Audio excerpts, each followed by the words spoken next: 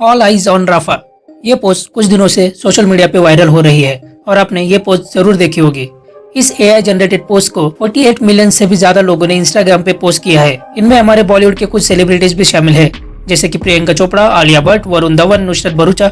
पर क्या आपको पता है ये पोस्ट क्यों वायरल की जा रही है?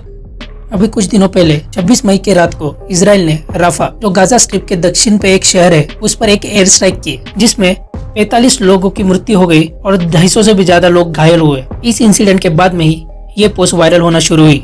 बाद में इसराइल ने इसके उत्तर में एक पोस्ट की, where where the eyes on October 7, जो निर्देश करता है 7 अक्टूबर 2023 के हमास ने इसराइल पे किए हुए अटैक को, जिसमें 1200 से भी ज्यादा कैजुअलिटीज पाई गई। इसराइल और पैलेस्टीन की ये कॉन्फ्लिक्ट की कहानी बहुत पुरानी है। इसे मैं आपको साधारण शब्दों में समझाना चाहूंगा। ये लड़ाई दो देशों के साथ दो धर्मों के बीच भी है। इसकी शुरुआत होती है जेरूसलम से।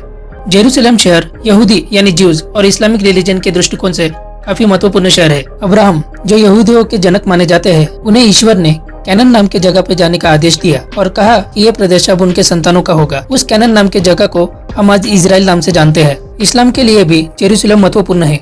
कुरान के हिसाब से पैगंबर मोहम्मद जन्नत जाने से पहले आखिरी बार जेरूसलम में ही रुके थे। 1948 तक इसराइल और पैलेस्टाइन एग्जिस्ट नहीं करते थे। तब मिडिल ईस्ट में 14वीं शताब्दी से 20वीं शताब्दी तक ऑटोमन यानी टर्किश सत्ता थी।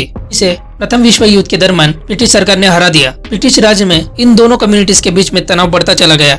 इसीलिए इंटरनेशनल कम्युनिटीज ने यूके को पैलेस्टाइन में ज्यूज के लिए नेशनल होम स्टैब्लिश करने की जिम्मेदारी दी। बाद में द्वितीय विश्व युद्ध के दौरान नाजी फोर्स के डर से कई सारे ज्यूज यूरोप छोड़ के पैलेस्टीन आ गए और पैलेस्टाइन में ज्यूज की तादाद और भी बढ़ गई। 1947 में यूनाइटेड नेशन ने पैलेस्टाइन को 2 हिस्सों में बांटने का प्रस्ताव रखा, जिसे ज्यू कम्युनिटी ने स्वीकार किया, पर इस्लामिक कम्युनिटी ने अस्वीकार कर दिया। इसीलिए ये प्रस्ताव खारिज हो गया। 1948 में कई सारे प्रयासों के बाद यूके ने अपने आप को इस कॉन्फ्लिक्ट से दूर कर लिया। इसके बाद ज्यू लीडर्स ने इसराइल को एक स्वतंत्र राष्ट्र घोषित कर दिया। इसके उत्तर में 5 अरब countries Egypt, Iraq, Jordan, Lebanon और सीरिया ने इसराइल के खिलाफ जंग छेड़ दी, जिसमें 15,000 से भी ज्यादा कैजुअलिटीज पाई गई। यह युद्ध अगले साल सीज़फायर में रोक दिया गया। युद्ध के अंत में इसराइल के पास सबसे ज्यादा टेरिटरीज थी। पैलेस्टाइन का वेस्ट बैंक ये एरिया जॉर्डन के पास आ गया। गाजा इजिप्ट के कंट्रोल में चला गया और जेरूसलम को इसराइल और जॉर्डन के बीच में पूर्व और पश्चिम ऐसे 2 भागों में बांट दिया गया। बाद में 1967 के 6 डे वॉर में इसराइल ने Sinai peninsula, Gaza, West Bank और ईस्ट जेरूसलम को जीत लिया। अब मैं आपको गाजा स्ट्रिप के बारे में बताना चाहूंगा। गाजा स्ट्रिप एक 41 किलोमीटर लॉन्ग और 10 किलोमीटर वाइड एरिया है, जो मेडिटेरियन सी, इसराइल और इजिप्ट के बीच में आता है। 2005 में इसराइल ने अपने फोर्सेस गाजा से विड्रॉ कर लिए और उसे पैलेस्टाइन अथॉरिटी के कंट्रोल में दे दिया। बाद में हमास ने गाजा को अपने कंट्रोल में ले लिया।